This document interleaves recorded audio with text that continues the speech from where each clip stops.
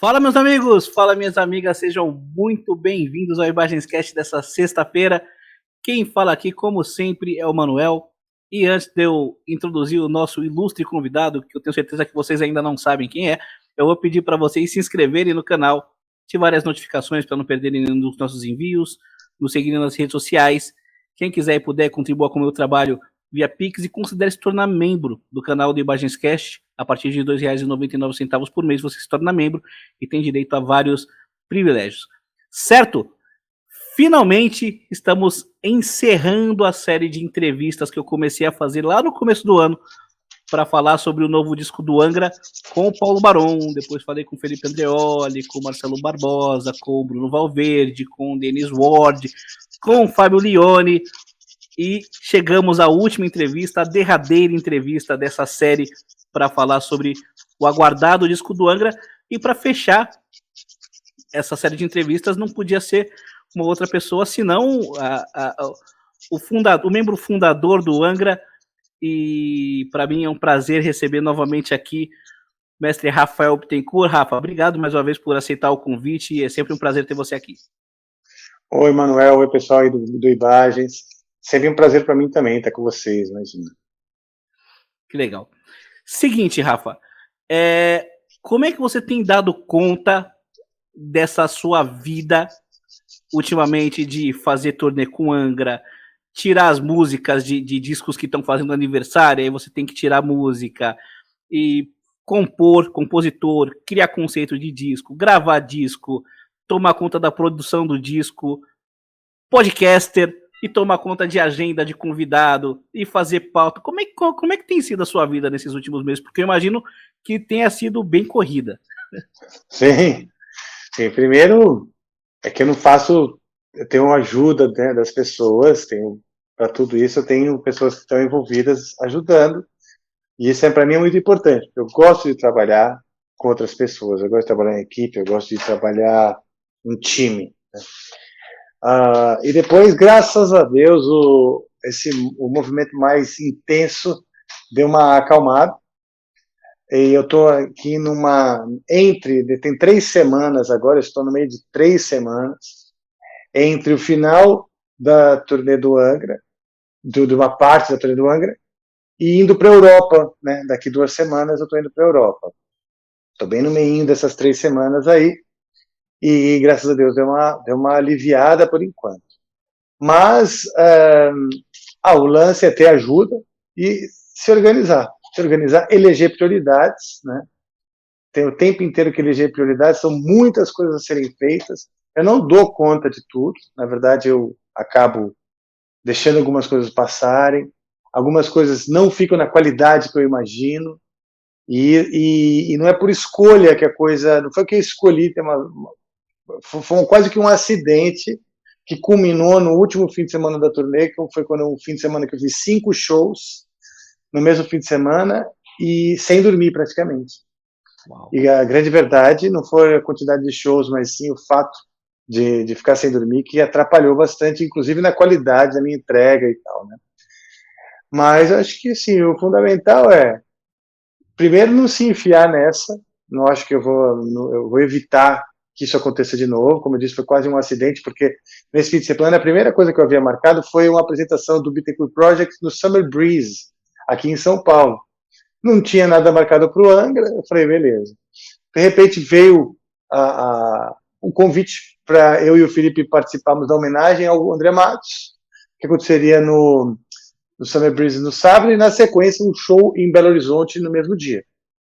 Aí começou a complicar, porque eu haveria então que fazer o Summer Breeze com o Felipe no sábado, e com o pessoal do Viper e Xamã, voar para BH para fazer o show do Angra, e voltar no domingo para fazer o Bittencourt Project, que é uma apresentação à 13h, então teria que ser corrido, mas eu achei que ia dar conta. Aí pintou um festival no próprio domingo, no interior de Minas Gerais, com o Sepultura, não tinha como falar não, um festival super legal em Divinópolis. Aceitamos, então que beleza, eu teria que fazer o Summer Breeze no sábado, correr para Belo Horizonte, voltar para fazer o meu show do Bittencourt Project, que eu não queria abrir mão, e correr para fazer o show em Divinópolis no mesmo dia, em domingo. Falei, bom, beleza, era um fim de semana, de repente aquele um show virou 4. E aí pintou um show em Recife, né, em Recife com o Grave Digger, uma banda alemã e tal. Puta, não tem como não fazer, vamos lá, vamos que vamos. E aí acabou que virou 5 shows. Então fui para Recife, vim para São Paulo, fui para BH fazer o show do Angra, voltei para São Paulo no dia seguinte e fui então para Divinópolis no domingo à noite. O problema é que os voos, né, para dar certo, para estar aqui de manhã e tal, eram voos às 7 da manhã, sendo que os shows às vezes acabam às 2 da manhã. Então eu chego no hotel às 3 da manhã para sair, sei lá, às 4 da manhã para ir para o aeroporto para pegar outro voo. Nessas eu dormi muito pouco na cadeira do aeroporto, etc. Ou no avião, um pouquinho aqui, um pouquinho ali. E isso é que realmente acabou desgastando mais, porque você faz o show, mas sua alma está em outro lugar, né? Entendeu? Tá lá fisicamente só, né?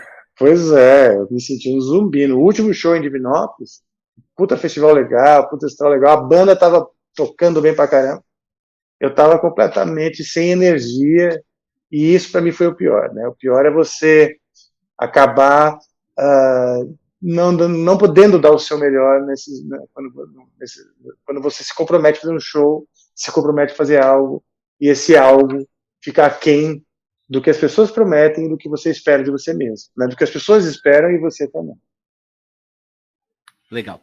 E como você falou, rolou um show do Bittencourt Project no Summer Breeze.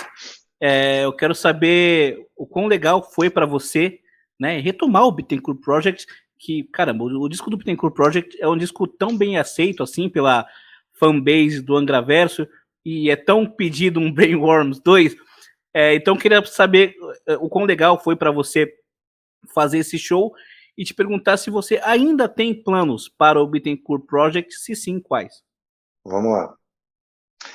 Olha, você me dizer que ele é um disco aceito na fanbase do Angraverso é uma novidade para mim, né? Eu vejo que ele é muito aceito dentre os fãs que estão com a cabeça mais aberta para outros estilos, tal. Tem fã do Angra que curte, vamos dizer, Zé Ramalho, tem fã do Angra que curte Legião, né?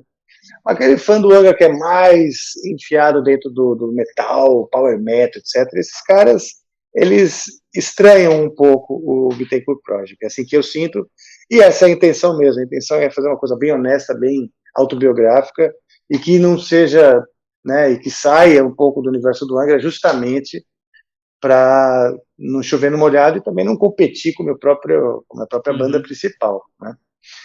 Sim, eu tenho. Esse show ele foi importante para mim por conta, justamente como uma retomada aos trabalhos, né? Uma acordada. Vamos aí, galera, vamos fazer, pintou esse convite, bora lá. E o pessoal topou, entendeu? Então, no fim das contas, o Ney Medeiros, que é o tecladista, não pôde. Agora está fazendo o turnê com o Capital Inicial. Mas foi então o Davi Jardim, que é outro parceirão meu. Então, assim, foi bem legal retomar, mas foi o Amon, foi o Fernando Nunes, o Marcel, o Wellington, né, que é o time, vamos dizer, principal, né, do Bittencourt Project. Então, foi bem legal. Qual foi a minha sensação durante o show? Eu estava bem cansado.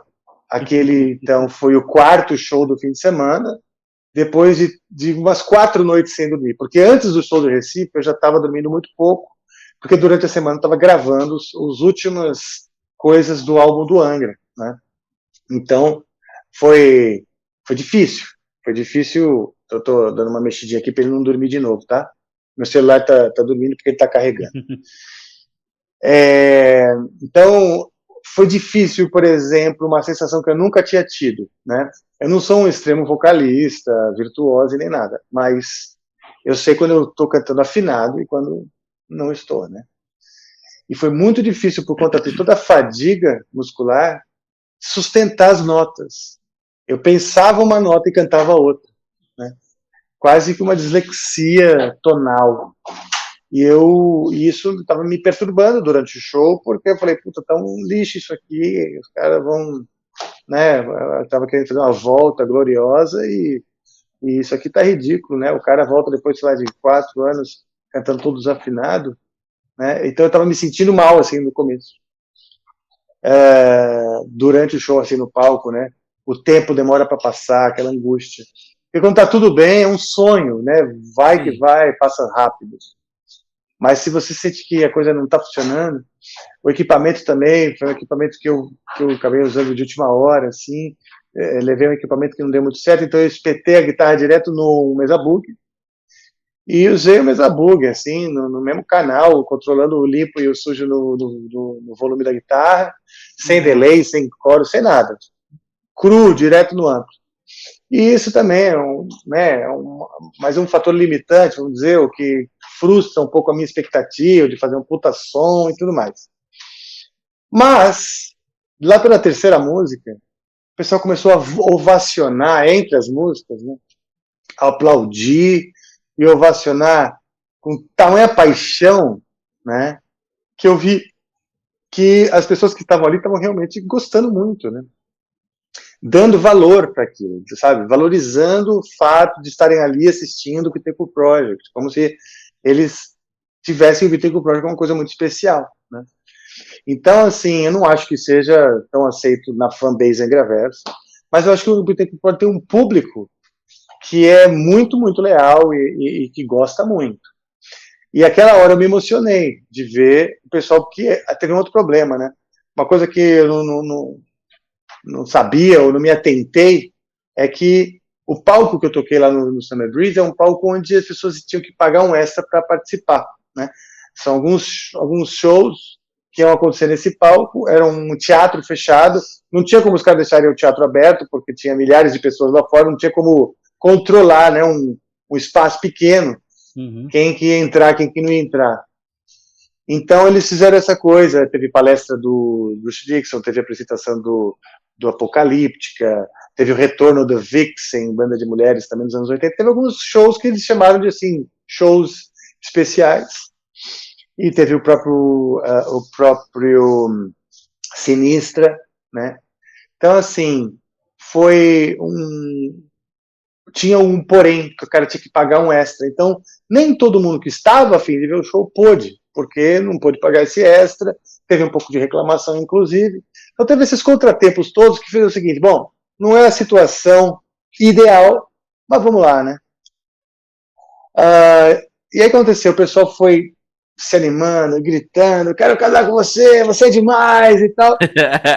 E isso foi me animando durante o show, né? Apesar de eu estar me sentindo mal, eu falei, quer saber, vamos aí, vamos direto com a guitarra espetada direto, vamos sem voz mesmo. E esquecer os problemas e se deixar levar. Esquecer os problemas e se deixar levar, porque as pessoas estão gostando e estão valorizando, né, o que elas têm aqui e tal. E aí no final, cara, foi aplaudido de pé, assim. Legal. A galera realmente mostrou um carinho muito grande, né? E eu vi que realmente tem o potencial que eu imagino, o Bittencourt Project, como uma coisa que não é o Angra, não é para agradar os fãs do Angra, não é um outro caminho, para um outro público, para quem curte, claro, os fãs do Angra são bem-vindos, né? Mas é um outro caminho de experimentações, etc., com muito mais margem para justamente o experimentalismo do que o Angra. Então, e coisas que eu não faço não, como cantar em português, fazer músicas misturando muito mais a música brasileira e tal. Então eu tenho essa liberdade lá e é muito bom, né, sentir que eu tenho um lugar para fazer o que eu quiser com uma liberdade e sem um foco comercial, tipo, não tem uma moldura comercial, porque o próprio Angra, por mais que seja heavy metal, ele tem um foco comercial. Quando a gente faz um disco, a gente gasta $50 mil, esse valor precisa voltar, ninguém joga $50 mil no lixo. Então, obviamente, ele propõe uma ideia para o público, você tem um legado a ser respeitado e tudo mais, né? O Bittencourt Project é uma liberdade completa de fazer o que se bem entende, as produções são muito mais baratas, mas o público é menor, mas tão fiel quanto. E você já tem alguma previsão de quando você deve gravar algo novo pro Bittencourt Project? Cara, ainda E se não, vai cara. ser o Brainworms 2? Aí que tá, né? Puta, eu tive essa ideia na época de fazer um Brainworms 1, que ia sugerir uma sequência, né? Pois é. Só que isso, Você acabou virando refém disso, né? virei refém, e hoje, imagina, eu fiz isso aí em 2008, hoje, nós estamos em 2023, né? 15 Estamos falando de anos. 15 anos depois, cabeça completamente outra, minha vida é completamente outra, e assim, nossa, não tenho nem, né? Mas eu provavelmente vou respeitar, sim, isso, e dizer, olha, o Brainworms 2 é que nem um filho, né, temporão, que nasce muito tempo depois dos outros irmãos, e paciência, né? É isso aí. Você acabou de falar um pouco sobre os gastos de se produzir um novo disco do Angra, e é sobre o novo disco do Angra que eu quero falar a partir de agora. Para começar, Rafa, quero pedir a sua visão. Novo disco do Angra por Rafael Bittencourt, o que você pode falar? Ixi, são tantas coisas, cara. Olha só, são muitas coisas. O novo disco do Angra, ele representa demais a banda no que ela é hoje, né? Essa formação e a nossa garra, a nossa vontade, nossa paixão por fazer, a sintonia, né, que a gente tem hoje, vontade de estar junto, o prazer que a gente tem de tocar junto, de estar com os fãs, né, de se expressar para esses fãs, tá tudo lá. E a vontade ainda de afirmar, né, a competência desse time, né. Cada vez que o tempo passa para uma banda, é mais difícil você se afirmar, né. Claro que bandas com mais de 30 anos, como Angra, elas têm sempre, e de sucesso, elas têm sempre um legado para você homenagear, tocar e relembrar e dizer, olha, né, vamos aos shows porque a gente vai tocar todos aqueles clássicos. Mas não tem uma banda sequer que não queira vir com um álbum que seja tão grandioso quanto aquele que é um dos pilares que sustentam o sucesso, o seu legado, né? Iron Maiden, Metallica, todos eles eu tenho certeza que buscam, né, um dia criar álbuns, sabe assim, tão aceitos quanto grandes álbuns que eles escreveram na história, né? Mas isso é uma busca apenas, né? Você tem que fazer o seu melhor, ter em mente isso, mas você tem que ser honesto com o seu momento. Você não pode também ceder, né, à tentação de procurar copiar, por exemplo, um desses momentos da sua carreira, replicar, né? Então é um álbum muito, muito novo, cheio de... A gente procura ressaltar os elementos que pontuaram nossa carreira, mas tem muita coisa nova, né? Então é um álbum fresco, é um álbum como se fosse de uma banda que se sente nova no mercado, porque essa foi a sensação que a gente teve. E durante o processo, eu senti uma coisa, não apenas pelo álbum em si, mas no momento de vida que eu tô, uma coisa muito semelhante com quando eu fiz o Angels Cry, né? Que tudo era alegria, tudo era novidade, tudo era bom, porque eu não tinha um contrato, talvez a gente conseguisse um contrato, talvez rolasse, talvez fosse gravar fora, mas não tinha nada. Talvez se as pessoas gostassem, talvez fizesse sucesso, vamos trabalhar para ter essas coisas. Mas não tinha garantia. E essa falta de garantia, ela gera também um desprendimento, né? Ela gera a liberdade de você simplesmente fazer pelo prazer de fazer. Então eu fiz muito pelo prazer de fazer e o prazer de imaginar alguns cus caindo de suas bundas com o impacto, né? Porque é que nem um efeito de mágica. Eu gosto de fazer música, é como uma apresentação de um mágico, né? Ele fica ali ensaiando, ensaiando, ensaiando, escondendo o truque, muitas e muitas vezes, imaginando o queixo das pessoas caindo, com a surpresa do efeito, né? E é isso que a gente foi buscando, a gente foi elaborando as músicas, para que tenha esse efeito de queixo caído e como chama isso? Resistências afrouxadas, né? De as pessoas realmente não conseguirem, por mais que elas tentem, não se emocionar com algo. Que legal, cara. Uma pergunta que eu fiz para todos os entrevistados membros da banda, e todos eles foram unânimes em dizer que sim a resposta. Eu quero ver se você responde que sim também. É o Então eu já seguinte. falo, eu não gosto de ficar diferente dos meus colegas, então eu já falo que sim. Esse disco é o melhor disco da dita era Leone? Se sim, por quê? Sim. Cada um Com dos certeza. membros deu os seus motivos, mas me impressionou o entusiasmo com o qual eles afirmaram, cravaram. Sim, esse é o melhor disco que a gente fez com essa formação. Se sim, por quê? Não sei se dá para ver, mas eu tô arrepiado só de imaginar, né? Sim, é o melhor disco da era Leone por várias razões, né? Bom, primeiro, porque se a gente está chamando de era Leone, então o Leone é uma coisa importante, determinante nisso, né? E o Fábio Leone está no seu auge. O Fábio Leone é um cara que cantou pra caralho no Rhapsody, ele canta pra caralho no Vision Divine, ele cantou pra caralho nos álbuns do Angra, e ele fez turnê com um monte de banda, isso aqui. Mas neste álbum especificamente do Angra, e que cada vez mais ele colabora com as melodias e tal, ele pôde se soltar muito mais. Então, ele está no seu auge como vocalista. O cara que já era bom, já era considerado um dos maiores vocalistas do mundo, ele está melhor ainda. Voltou da pandemia assim, com sangue no olho. Então, só isso já colocaria esse álbum em destaque. Para somar, eu acho que todos na banda estão no seu auge. Também. Bruno Valverde faz turnê com o Rich Kotzen.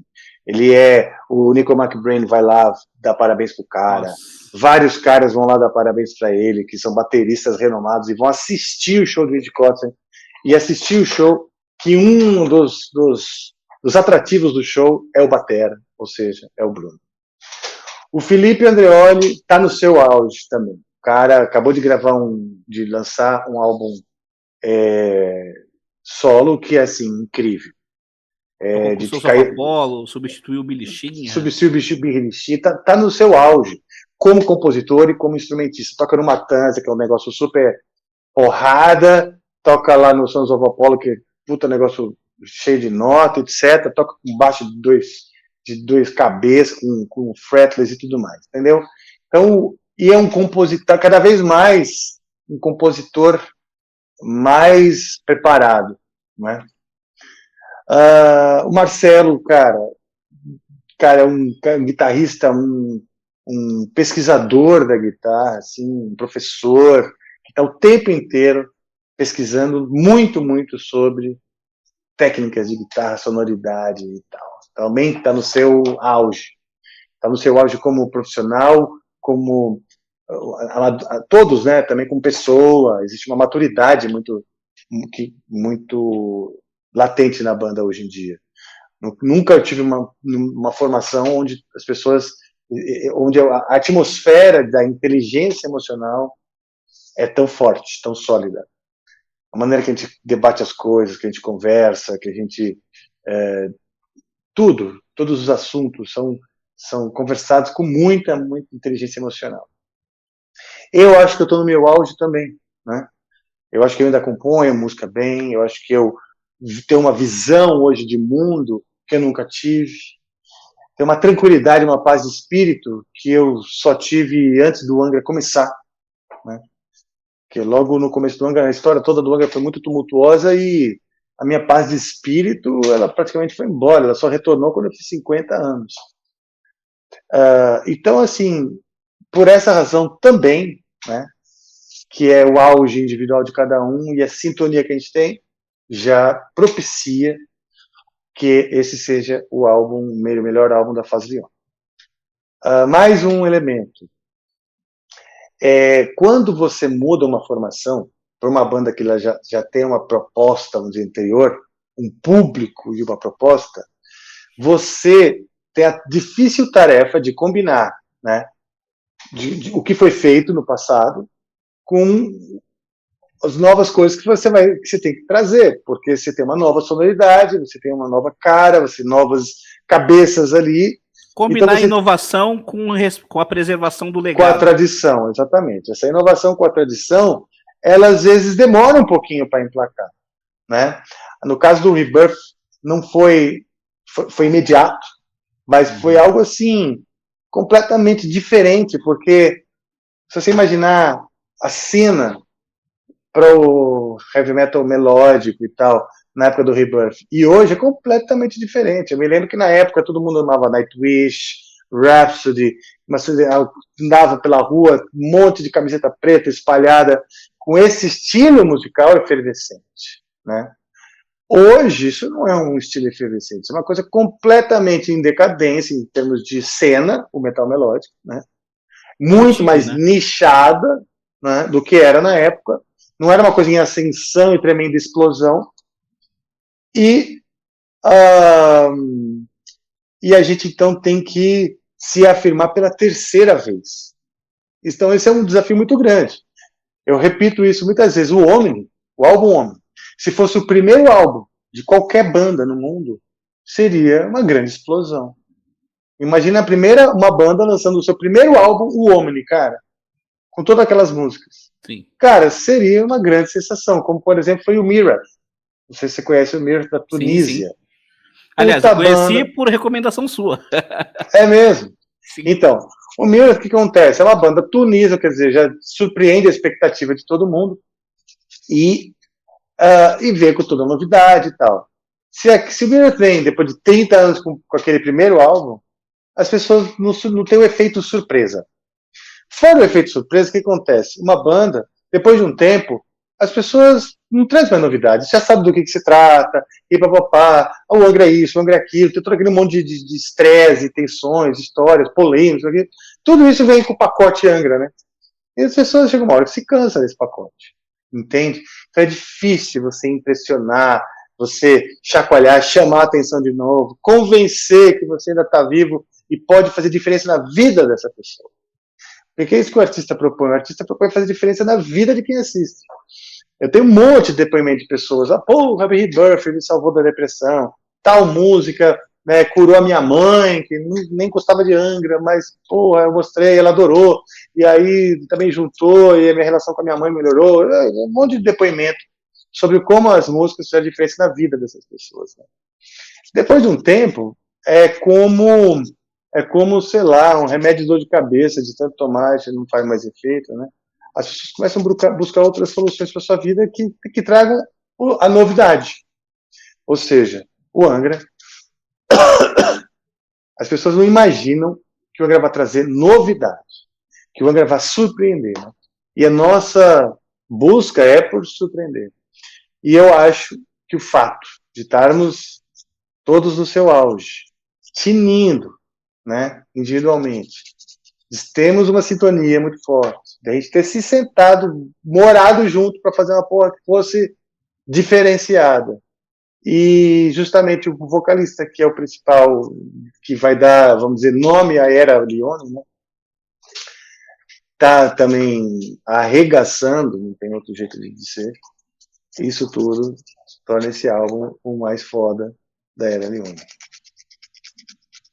Que legal, cara, que legal. Você não acha que seria muito mais confortável não se desafiar tanto, não buscar essa parte da inovação e focar só no... Não seria muito mais confortável você sentar numa fórmula? Porque assim, o Angra, ele conseguiu fazer o seu maior hit na primeira música do primeiro disco. É um negócio assim, vocês acertaram um golaço no ângulo na primeira música. Então, a partir dali, vocês já podiam ter sentado em cima daquela fórmula da Carry On, da Time, do Angels Cry, e continuar repetindo isso. Não seria muito mais confortável? Não, confortável não. Seria altamente desconfortável. Seria angustiante. Mas seria mais seguro. Sim. Né? Eu não sou um cara que joga seguro. Eu não sou um cara que faz o seguinte, olha, vai ser melhor para você fazer isso, ou fazer aquilo. Cara, é angustiante essa sensação de estar fazendo algo porque os números, os índices, os algoritmos indicaram ser melhor Apontam assim para ou aquele assim. lado. É. Cara, de verdade, é completamente desconfortável para mim. Só de pensar já começa a dar coceira. Eu gosto do desafio. A música para mim é um caminho de autoconhecimento. Assim, eu fico muito feliz que os fãs gostem e a gente precisa criar um equilíbrio entre autossustentabilidade. Eu falo muito isso até nos band coaching que eu faço. A autossustentabilidade, ou seja, as pessoas precisam curtir, pagar, comprar camiseta, ir pro show e tal, para a coisa existir. Mas, por outro lado, você tem que também se renovar na própria música, se renovar na própria carreira, porque esse é o caminho. Né? Esse é o caminho. Se eu pudesse, eu não me preocuparia com vender nada e só ficava no laboratório musical, entendeu? Numa universidade, por exemplo, assim, pesquisando caminhos musicais, formas, maneira de compor, etc. Mas não dá. Não dá. Isso é de pessoas para gostar daquilo, ir para os shows e pagar as contas. Né? Então tem que ser um equilíbrio entre as duas coisas. Né? A própria Carry On que você falou, ela já era uma fórmula. Quando o André falou quando o André veio com a ideia, ele falou, cara, a gente precisa. Ele estava muito mais em contato com as necessidades da gravadora JVC, muito mais em contato com a comunicação com a gravadora através do Toninho, Antônio Pirani, que era o maior braço direito dele, né? O empresário do Viper, o empresário que apoiou o André desde o começo. Né? Então ele tinha muita confiança no Toninho e a comunicação com a JVC era através deles. Eu era muito novo, muito cru, nem entendia direito isso. Então, quando ele veio com a ideia da Carry On, já foi muito mais para suprir as demandas comerciais que o Angra teria, no sentido de a JVC quer lançar e posicionar no mercado japonês como uma banda de speed metal melódico. Então tinha que ser rápido, mas inspirado com refrões inspirados no Halloween. Então o primeiro refrão da Carry On era muito parecido com Eagle Fly Free. Mas muito, tanto que eu falei, olha, isso aí é Eagle Fly Free escrito, cara. A gente vai ter que mudar. Né? So carry on, there's a meaning to life. Pô, Eagle Fly Free. Ou era Time Marches On. Sei lá, parecia. Eu falei, não, vamos mudar e tal. Ou seja, não é que aquilo era um fluxo criativo, que, cara, eu preciso, eu acredito nisso. Não. Já foi um pouco uma cartilha que ele copiou, então, e nem ele mesmo estava afim de fazer aquilo o resto da vida, tanto que eu nunca mais vi ele, nem no Angra, nem em outro lugar, ele ter feito uma Carry On, porque logo no outro a gente fez a Nothing to Say para começar o álbum, que era outra parada, aí depois veio a Rings of Reality para começar o álbum, que também é outra parada. Então, a nossa ideia sempre foi, né, eu mesmo, cara, não sou um cara que fica copiando a Carry On, bicho, eu faço outras músicas, especialmente se tiver alguém dentro da banda que se voluntarie a copiar a Carry On. Eu falo, pô, beleza, vai fundo, que bom, né? Que bom que tem alguém preocupado aí em criar uma coisa que o público goste e tal. Mas eu tô sempre tentando provocar. Por exemplo, as bandas de heavy metal, as bandas de metal melódico e tal, dificilmente fazem música em tonalidade maior, né? Maior zona mesmo, tal. Tipo a própria Gentle Chain. O cara que gosta daquela sonoridade menor, né, do Iron Maiden e etc. Nem o Black Sabbath faz música em tonalidade maior, como por exemplo a Gentle Change, a própria Make Believe começa maior, assim, né? O refrão vai pro menor, mas maior zona, assim, meio modal, entendeu? Eu sempre quis ter essa liberdade. Por que eu só vou ter a tonalidade, compor no mesmo tom, no mesmo tipo de estrutura? Sendo que eu estudei 7 anos na faculdade, composição de várias épocas diferentes, para quê? Para compor sempre igual ao Iron Maiden, cara? Ou Halloween? Não. É isso aí. Rafa, o seguinte, o que levou a banda, claro que o Felipe já falou bastante sobre isso, mas eu queria saber sobre o seu ponto de vista. A banda voltar a trabalhar com o Dennis Ward e como é que você avalia o trabalho dele? Ele, inclusive, fez uma letra pro disco, né? Fez mais de uma, na verdade. Ele fez uma letra sozinho e ele fez parceria com ele em outras, né? Foi muito legal. Foi surpreendente, na verdade, né? Foi um acerto, um acerto. Por quê? Porque, bom, primeiro porque ele fez 3 grandes álbuns do Angra conosco e a gente inicialmente pensou, cara, vai ser legal, né? Chegamos a até contactar, por exemplo, o Yace Bongo, que já fazia, ele estava muito ocupado, blá, blá, blá. Vamos então pegar vamos pensar outras pessoas aqui e tal, junto com a verba que a gente tinha, né? Porque também não adianta, sei lá, vamos pegar o do Foo Fighters, sei lá, então não dá, né? Então debatemos alguns nomes. E o nome do Dennis foi assim, o tempo inteiro assim, cara, por que não, né? É um cara que conhece a gente, é um cara que conhece o estilo e ainda vai agregar aquela coisa assim, nossa, estamos voltando a, né, aquela era Rebirth, aquela magia do Temple of Shadows, tal, tal, tal. Por que não? Bora lá. Mas cheio de interrogações, né? Sabemos, passou, sei lá, 20 anos, né? Sim. Mas aí, cara, foi louco porque a química, ela retornou, né? Nos primeiros 5 minutos. Como se a gente nunca tivesse parado de trabalhar junto, entendeu? Porque ele é um cara muito straightforward, assim, ele fala as coisas e a gente também está muito mais experiente, né? No sentido de relação músico-produtor. Então foi muito, muito legal, cara. Ele entende o que a banda é hoje, o que ela precisa, como o público vê, o que o público gosta no Angra, como que é o público na Europa, o público, vamos dizer, no centro da cena power metal, né, heavy metal, que é a Europa, que é, sabe, dos festivais, do Wacken, do Sweden Rock, Copenhagen, todos esses... A cena acontece na Europa, e é um cara que tá lá, né? Foi o cara que produziu o último álbum do Halloween. E aí, durante o processo, a gente percebeu que o cara estava muito, muito afim de que esse fosse um álbum mais foda da carreira dele, né? Ele também é um cara que quer se posicionar no mercado como, assim, um produtor muito, muito pica.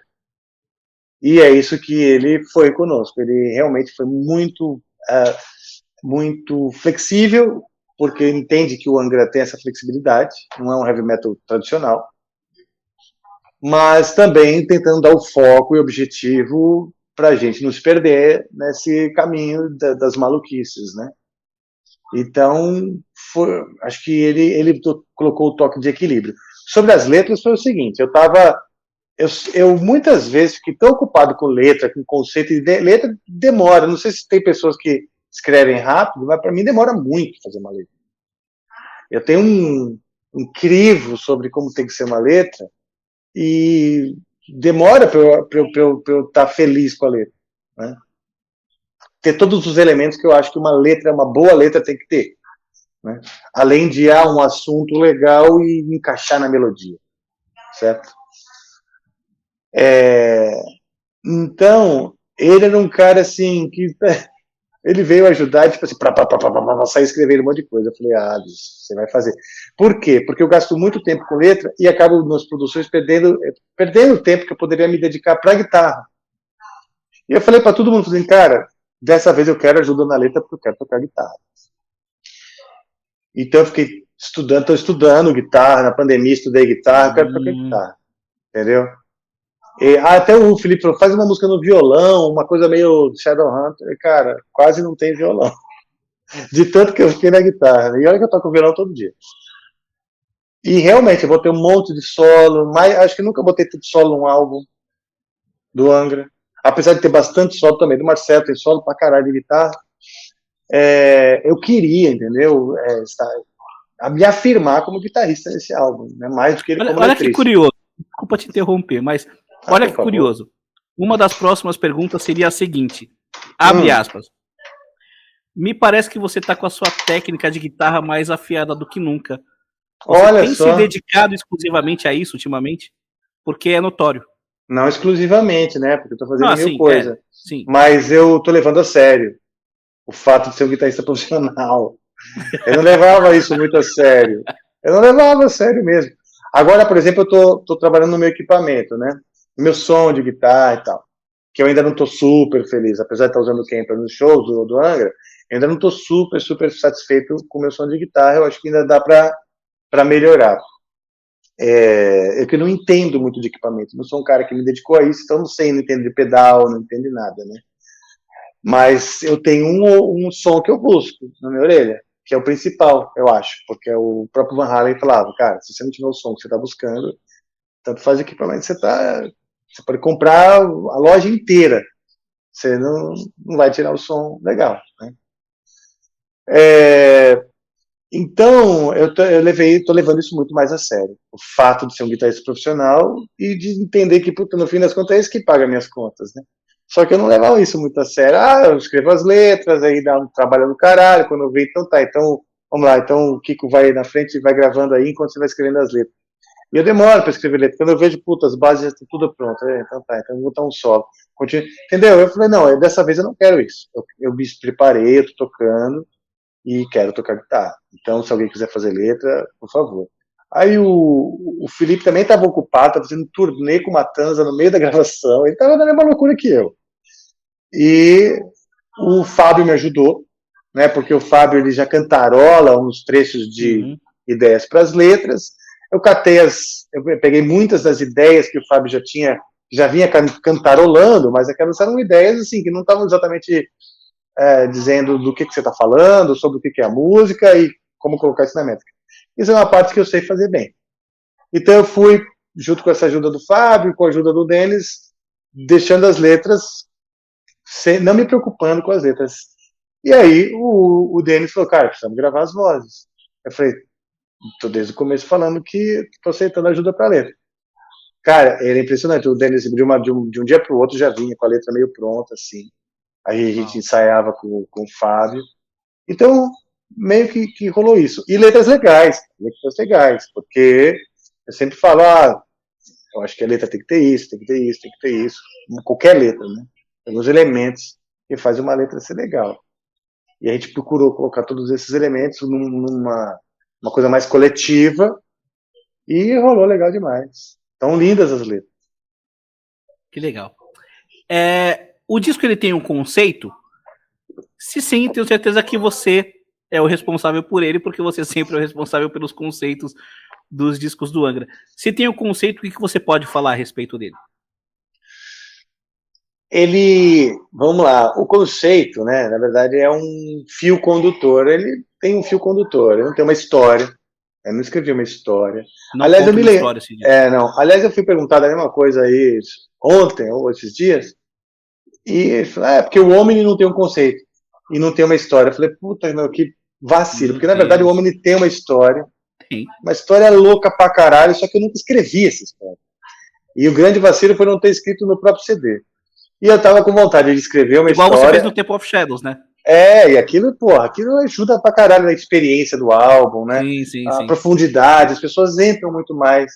Então, ainda mais que o público do Angra gosta de game, RPG, Senhor dos Anéis, esse tipo de literatura e tal, ajuda muito, né? Mas especificamente neste álbum eu não tinha uma história. Quer dizer, eu até comecei uma história, antes de todo o processo eu tinha uma história. Mas a história caiu por terra, porque a gente foi para um caminho completamente diferente, e as letras também foram para um caminho completamente diferente de tal história que eu estava escrevendo. Então, essa tal história talvez até vire tipo Brainworms 2, né? Olha Mas só. É uma história que nem sei se dá pé, né? Ou se vai ser uma outra coisa e tal. Mas enfim, ele tem uma linha que amarra as emoções e os temas abordados nesse álbum. Mas não tem uma história. Pelo menos por enquanto não. E agora eu queria deixar claro que o Omni tem sim uma história. E eu sou louco para lançar um HQ com a história do Omni, porque é a história mais louca que eu já escrevi. Viagem no tempo e tudo mais. Então. E é uma coisa que eu tô vendo acontecer. E eu não ter escrito essa história, isso em 2017, Se eu tivesse escrito essa história, iam falar que eu era, sei lá, o Len Gruber, Nostradamus, qualquer porra dessa, porque Rapaz. eu tô vendo muita coisa do que dessa projeção maluca do homem acontecer igualzinha, né? Olha, pensando bem, tudo que a gente precisava era de um viajante do tempo, de agora de 2023, pelo menos, que pudesse avisar todo mundo sobre a Covid, né? E como se prevenir, como se precaver. Pode É, usar isso aí, misturar essas coisas, quem sabe? ainda bem que não veio. Quer dizer, a gente, porque eu acho que o ser humano tem que passar pelo que tem que passar, né? Tem karmas que Ah, são do sim. indivíduo e tem karmas que são da espécie, né? Da espécie humana. Mas eu acho que tem um montão de avisos, sim. A gente não gosta de ver. A própria data limite do Chico Xavier, se você olhar, que era data limite é 2019, né? Para minha vida pessoal, funcionou perfeitamente, porque foi justamente em 2019 que minha vida que veio uma data limite. Morreu meu pai, o André Matos, e lá já em 2000, e a Covid começou em 2019 na China, né? No final de 2019, né? Embora tenha Sim, chegado aqui só em 2020. começou em 2019 na China e a data limite pro Chico Xavier era tipo setembro de 2019, era fim do ano, né? De alguma maneira. Caramba. Então, os focos de Covid podem ter começado, sido descobertos em novembro, mas isso mostra que provavelmente Já existiam bem antes. existiu em setembro, julho, sei lá. E 2020, puta que pariu, nem se fala, data limite do caralho, que a vida da gente mudou completamente. É isso aí. Partindo um pouco para alguns assuntos ainda relacionados ao Angra, cara, o Kiko ele tá arrebentando no Megadeth, né? Tá. É, ele ainda participa das decisões do Angra, se sim, quanto e existe alguma chance do Kiko subir ao palco com o Angra em algum momento no futuro? Vamos lá, de trás para frente. Chance do Kiko subir no palco, com certeza. E a gente só tá sempre organizando isso. Ele também tem uma vida louca, intensa, né, cheia de ocupações, pouco tempo para a família e tal. Faz sei lá quanto tempo que ele não vem para o Brasil. Ele estava com vontade de vir visitar a família no Natal, e no Natal agora que passou, não veio, né? Então, assim, o Kiko faz tempo que não vem ao Brasil para começar, e a gente tem feito muito mais coisa aqui no Brasil do que fora. Ah, a chance é grande sim, claro, vamos enfrentar um ciúme aí possível do Mr. Mustaine, mas não tem nada contratual que segure o Kiko, que impeça o Kiko de subir no palco conosco. Participar de decisões da seguinte maneira, sim, nós somos sócios nos fonogramas, né? Então eu e o Kiko, nós compramos os fonogramas, os direitos aos fonogramas do Antônio Pirani, não terminamos de pagar há pouco tempo, certo? Então, hoje nós somos sócios dos fonogramas. A gente pode lançar os álbuns do Angra, a gente pode lançar em vinil, etc. Né? Obviamente, essa aí é a parte que diz respeito ao que chama produtor fonográfico, certo? São várias partes, né? Os direitos dentro de um álbum, ele é dividido, como se fosse dividido em várias partes. Então, nós somos sócios desse produtor fonográfico. Também somos sócios de uma empresa, né? Que, vamos dizer, administra a banda Angra. Então, a banda Angra hoje ela tem um CNPJ com 3 sócios. Sou eu, o Kiko e o Felipe. Entendeu? Então, a gente tem essa... Sim, ele colabora, mas ele, obviamente, ele colabora com um olhar de fora, mas, que não está mais na banda, mas com um olhar de que sabe muito bem sobre o mercado fonográfico e sobre as particularidades do Angra, né? Cada álbum, com quem está, quais são os direitos, distribuído de qual maneira, quais são as implicações, quais são os impedimentos. Então, o que está muito por dentro disso, temos uma relação pessoal muito forte, de amizade, de quase, pode-se dizer, família. Então, sim, ele tem um envolvimento que é pessoal e profissional, sim, com a banda hoje. Maravilha. Rafa, é o seguinte, a gente está em 2023, né, e é curioso que o novo disco do Angra esteja sendo gravado. Bom, acredito que já esteja finalizado no momento que estamos gravando essa entrevista, que é dia 17 de maio, mas o que eu quero dizer é o seguinte, há 30 anos atrás, vocês estavam na Alemanha gravando o primeiro disco do Angra, né? Naquela época, você imaginava ou sonhava que aquele disco fosse se tornar o que se tornou? Então, cara, aí vamos lá. Eu não sei se era uma ingenuidade minha ou pura prepotência, mas eu achava que o Angra ia ser muito mais. Eu achava que o Angra ia ser tipo Metallica ou Iron Maiden hoje em dia. Ia ser uma banda foda, top número 1 do mundo e que lotaria estádios por décadas e décadas ininterruptas, sem problemas e sem obstáculos. Né? Então, não sei se isso era minha ingenuidade ou minha megalomania ou a prepotência. E o pessoal também achava isso, o André, o... Não, o Kiko, com certeza não. O Kiko sempre foi um cara muito pé no chão. Aliás, uma figura imprescindível, porque ele é aquele cara que botava o pé de todo mundo no chão, quando todo mundo estava falando, não, vai dar certo, isso aqui da gravadora já topou isso aqui. Não, se não vier a verba, não tem garantia nenhuma. O Kiko é um cara que não conta com ovo no cu da galinha, nem fudendo. Ou é ou não é. Então isso foi sempre muito importante. O André, ele nunca foi assim megalomaníaco, ele gostava de fazer música, ele gostava de se expressar através da música, ele gostava daquilo que ele estava fazendo, ele tinha assim uma vontade de provar na época para os caras do Viper que ele tinha o valor dele também, porque o Pete compunha mais, tinha os dramas dele lá, mas megalomaníaco mesmo acho que sou eu, que eu realmente queria que a banda fosse muito foda, tipo Queen, entendeu? Eu queria que fosse uma banda tipo Queen, tipo Metallica, uma banda que fosse fazer história no mundo e fosse ser muito grande, assim, em termos de presença e público, né? E tamanho de público, importância, relevância.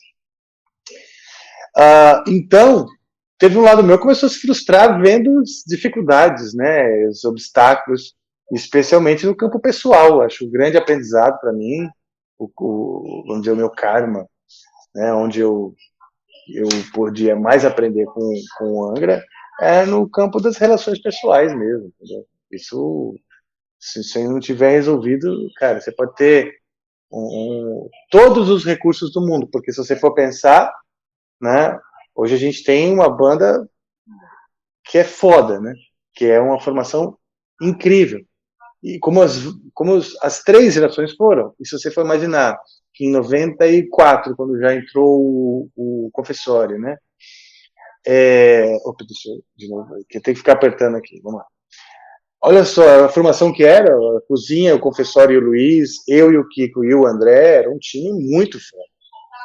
Entendeu? E isso era mais difícil de conseguir do que é hoje. Você juntar um time desse, né?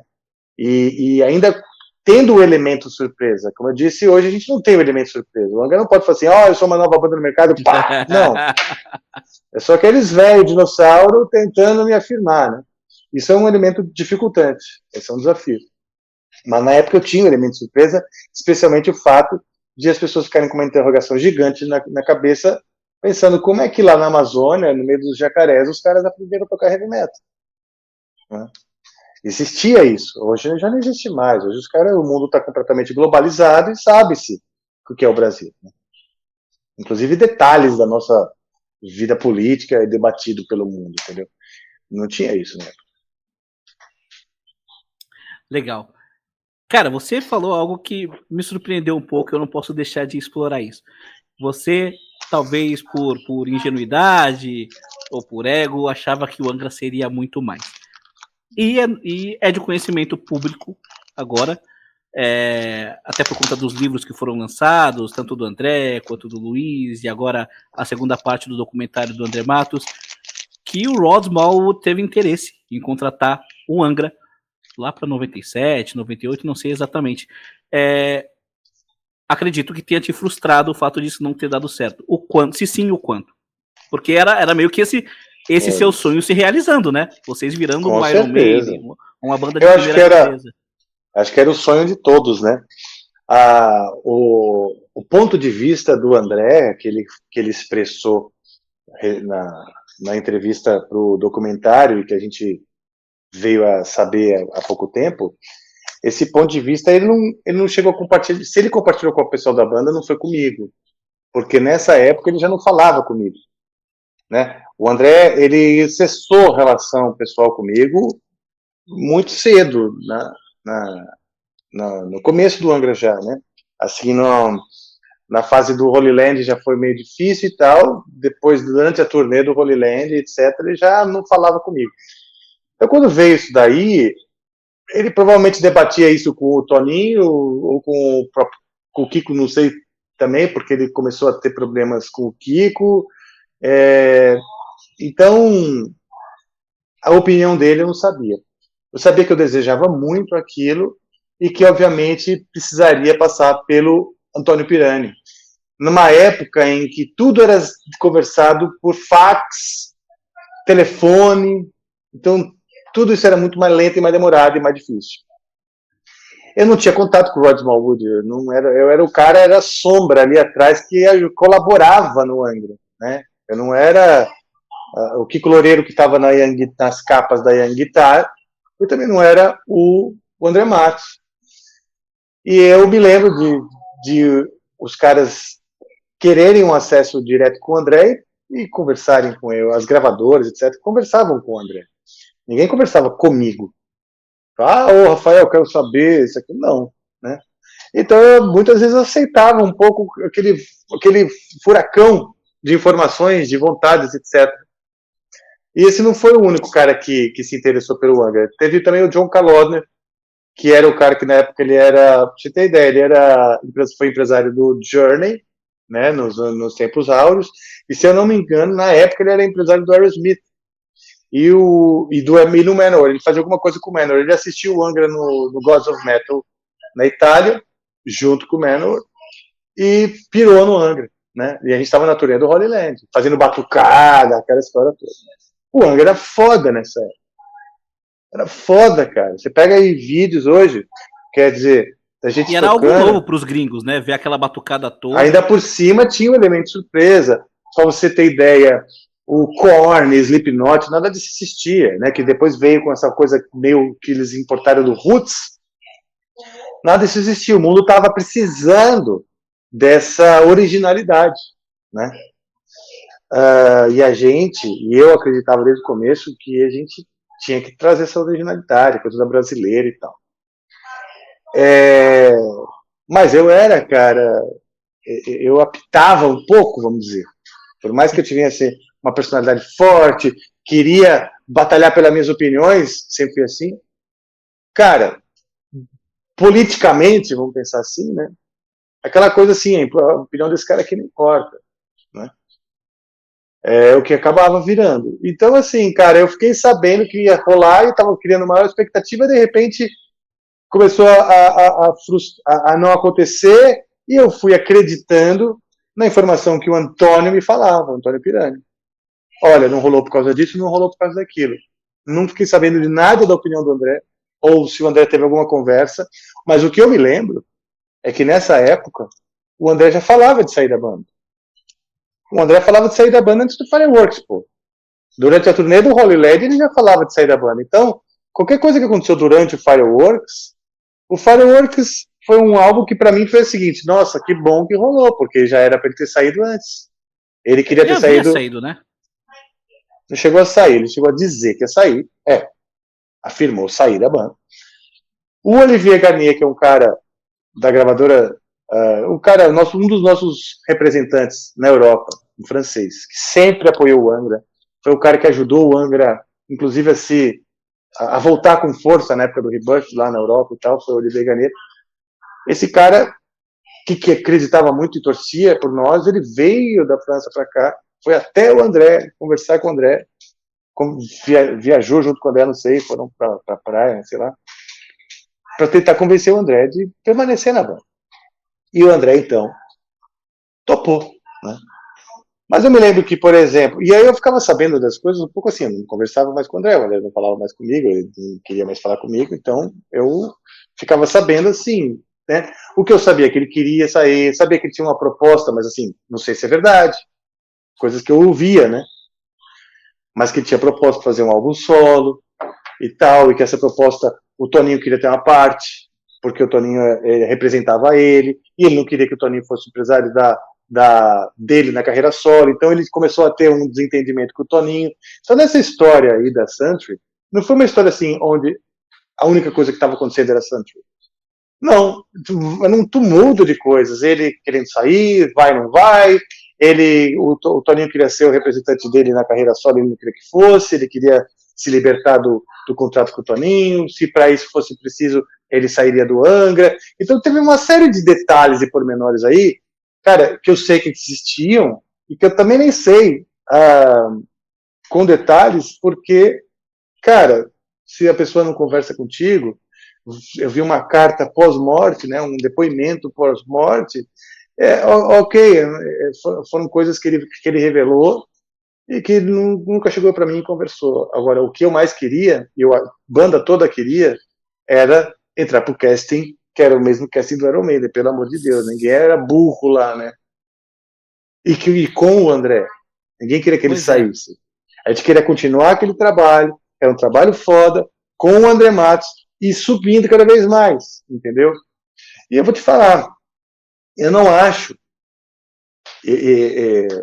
desculpa, né? Eu não vi o André tomando decisões tão sábias com relação à sua própria carreira que que não que mostrasse, ou seja, que comprovasse, né, que ele tinha uma puta visão e os companheiros de banda eram, sei lá, incapazes. E a prova disso é que eu e o Kiko, companheiros de banda, pô, vamos sobreviver, vamos fazer, vamos juntar outras pessoas, vamos para cima, pô. Vamos trabalhar, vamos montar a banda, vamos mostrar música para as pessoas, cara. Então é isso que eu sempre quis. Legal. Quando vocês fazem a formação Nova Era, perdão, antes da formação Nova Era, no Fireworks, o André já havia apresentado a Fairy Tail para vocês. Sim. Né? E ela foi uma música que meio que foi rejeitada, o Tsangarides ele meio que tirou sarro da música, inclusive o Luiz Mariucci ele afirmou aqui em entrevista ao canal que o André ficou pé da vida, porque Sim. o Tsangarides tirava sarro dele por causa dessa música. E aí acontece tudo o que aconteceu, os 3 membros saem do Angra, vem a formação Nova Era, o Xamã é formado e de repente vem a Fairy Tail na novela. Qual foi a sua reação ao escutar essa versão da Fairy Tail no Xamã? Você ficou, caralho, essa música podia ser nossa, mano. Sim. Eu fiquei feliz, cara. Eu sabia que a música era boa, fiquei feliz, eu senti... Fiquei feliz mesmo, cara. Eu nunca torci contra o Xamã. Eu queria mais que as bandas, que a cena fosse forte. Quando eu falo que eu gostaria que o Angra fosse um Metallica, eu quero que toda a cena brasileira também seja a cena mais foda do mundo. Entendeu? Não é que eu quero que a única banda que exista seja o Angra e eu fico com ciúme de quem faz sucesso. Mas, pelo amor de Deus, né? Mas eu fiquei feliz. Falei, porra, a música era boa mesmo. Olha só, que irônico. Achei engraçado. Não teve nada, né? Sobre ela não ter entrado, foi engraçado porque o Tsangarides, a gente já tinha algumas palavras. O Tsangarides estava com aquela coisa, ele fez o Painkiller, né, do Judas Priest, e ele queria se afirmar como um cara que faz os discos pesados, metalzão e tal. E a gente estava numa outra vibe, querendo fazer uma coisa homenageando nossas referências. O Fireworks é bem isso, né? A gente estava lá, primeiro, a gente criou no Holy Land um álbum completamente diferente de Angels Cry, ou seja, surpreendemos pessoas. E aí, vamos obedecer as fórmulas do Angels Cry, vamos fazer uma coisa brazucona aí como o Holy Land, ou vamos, mais uma vez, assustar as pessoas, indo para um caminho completamente diferente. Assustar as pessoas, né, agora. Então, e a banda não estava assim, nossa, super unida para sentar e falar, cara, o que é melhor pra gente, isso aqui. Não. Já estava, graças a Deus, de poder fazer um álbum junto. Porque o André falou, não, beleza. O Olivier Garnier falou, ele convenceu e tal. Então eu pensei assim, cara, eu acho que o André vai fazer um e vai zarpar. Porque já foi muito duro. convencê-lo a fazer isso com a gente, né? E no fim das contas, o André era uma pessoa muito hedonista, no sentido de ele precisava ter prazer nas coisas. Acabou o prazer, pode ser sucesso, pode ser dinheiro, nada o convencia, né? O que o motivava de verdade era o prazer em fazer as coisas. Prazer em fazer a música, prazer em estar junto, prazer em tocar o show. Se ele perdesse esse prazer, esquece, né? Não era um cara que se sacrificava muito, né? Para obter, assim, em termos, sabe, especialmente convívio pessoal. Não quero, não topo mais com outra pessoa, tchau, né? E aí o Chris Segarides, ele tinha 3 baladas lá. Tinha a Lisbon, tinha a Fairy Tale, tinha a Rainy Nights, que era também uma balada do Kiko, e a Gentle Change, né? Aí eu peguei e o que aconteceu? O Chris Segarides, ele debochou da balada da Fairy Tale, chamando de Fairy Tale. E Fairy Tale, que é um Sim. nome muito engraçado, desculpa. Toda vez que ele falava, eu, Luiz, Que Ricardo, sacanagem, rapaz. todo mundo ria. Porque, cara, é uma piada muito boa, se você for imaginar. Um produtor chamando a música de Fairy Tale na frente do André, que era um cara que não levava as brincadeiras assim tão bem. Entendeu? Então a piada ficava melhor ainda. Esse produtor louco chamando de Fairy Tale, a gente sabia que o André era um pouco, né, melindrado e já estava voltando para a banda assim, à força quase. Era muito bom o Fairy Tale, cara. Então a gente ria. E aí não teve nada que salvou a música dessa piada, né? Mas a música realmente era muito boa, nunca duvidei disso. Ela era realmente muito excelente. Aproveitando a piada, eu queria que a minha música Gentle Change entrasse no álbum. Falei, beleza. Nunca imaginei que a Gentle Change fosse virar a música um maior sucesso, porque eu sei que ela sai bem da curva daquela coisa épica, em tonalidade menor, dramática e tal, do heavy metal. Mas era a música que eu acreditava, gostava, falei, bora, que eu gostaria de gravar. Nos dias de hoje, o que eu teria feito? Cara, de verdade. Ô, Tsangarides, cara, não fala assim da música. Fairy Tale é uma puta música. Vamos gravar. Eu vou pegar essa minha aqui, vou gravar separado, num projeto separado, porque eu nem aventava na época fazer um projeto separado, porque eu sempre gostei de trabalhar em equipe. Mas hoje em dia eu teria feito isso. Assim, beleza, vamos fazer o seguinte, cara. Eu tiro a minha música do disco, boto a Fairy Tale, é uma puta música, o cara vai se sentir mais parte da parada e a coisa vai funcionar melhor. Mas isso, cara, demanda de uma maturidade que eu tenho com 50 e poucos hoje, entendeu? E a gente, nessa época aí, que já estava no terceiro álbum, a gente tinha com 28 anos. Ainda éramos jovens pra caralho, entende? Eu já vi, aos 28 você ainda faz muita merda. Né? Legal. Você falou, agora, respondendo uma outra pergunta, que vocês são muito mais maduros em como lidar com uma produção, em como lidar com um produtor.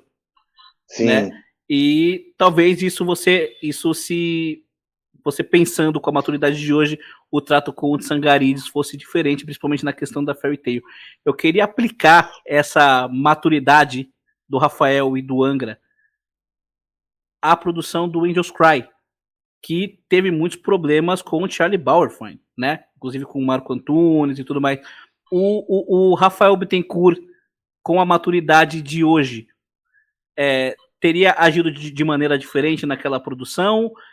Talvez o Charlie Bauerfeind não tivesse mandado tanto quanto ele mandou? O que você pode falar sobre isso? Ou não, seria a mesma coisa? Bicho. Seria a mesma coisa. A gente não teve problemas com o Charlie Bauerfeind. O Charlie foi um grande produtor, um excelente produtor, e ele fez o trabalho dele certinho. O que teve foi um choque mesmo de cultura, né? Alemão versus Brasil. Os alemães são super, super disciplinados, e o brasileiro é o completo contrário. E teve um choque que foi a nossa inexperiência mesmo. Eu era muito inexperiente durante a produção desse álbum. E, então, o que eu frustrei foi o seguinte: você imagina, foi muito mais uma coisa do ego, né? Por quê? Porque eu estava com todas as minhas expectativas megalomaníacas, como eu falei, fazendo faculdade de música também, composição e regência, então eu vou ser compositor e maestro, né? Então isso também, né, traz uma certa soberba, ou não soberba, mas uma autoconfiança, né? E eu tenho uma banda que grava na Alemanha, no estúdio do Kai Hansen. Então, puta que pariu. Vai ser lançada essas alturas, a gente já sabia que ia ser lançado no Japão. Então, bora lá, né? Então, eu sou bom, né? Eu sou um cara que sou bom. Fiz um monte de música, sou compositor dessas músicas. Fundei a banda, tive um monte de ideia para capa, para as letras, para uma série de ideias e conceitos que sustentam a banda até hoje. Então, eu cheguei lá super autoconfiante, né? E aí o cara chega, né, o produtor fala assim, olha, não temos tempo. A gente vai ter o cronograma certinho para gravar assim, assim, assim, assado, o tempo que tá mixando em tal dia, eu vou entregar o álbum tal outro dia, e esse baterista, para começar, ele não vai gravar dentro do meu cronograma. Não é que o baterista seria incapaz de gravar, não. Ele seria incapaz de gravar dentro do cronograma que o Charlie queria. E isso, ou seja, o cronograma ser mais importante que o próprio músico, para mim foi um choque. Então, não, peraí, isso aqui é a banda, pô, nós somos parça, a gente começou junto, a gente é foda e tal. Nossa, sim, mas então se vira, quando vocês voltarem para o Brasil, vocês continuam com a parceria e toquem com ele. Eu só não quero que ele estrague o meu cronograma, porque eu me comprometi a entregar dia tal, eu sou alemão, eu vou entregar dia tal. Entendeu? E se vocês não conseguem cumprir com tal cronograma, cara, eu chamo um cara para gravar e acabou. É negociável. Isso ia acontecer hoje de novo.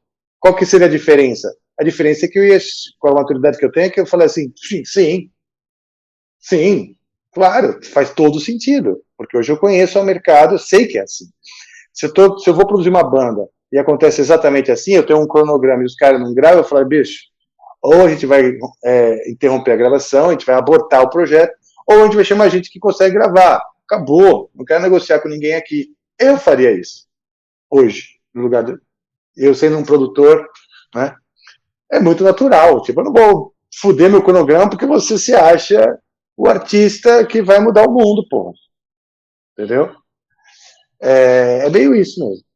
Então, cara, o que ia mudar talvez seja a maneira que eu ia lidar com essa triste e cruel realidade de que o ego do artista vai por água abaixo na hora do vamos ver dentro do estúdio, né?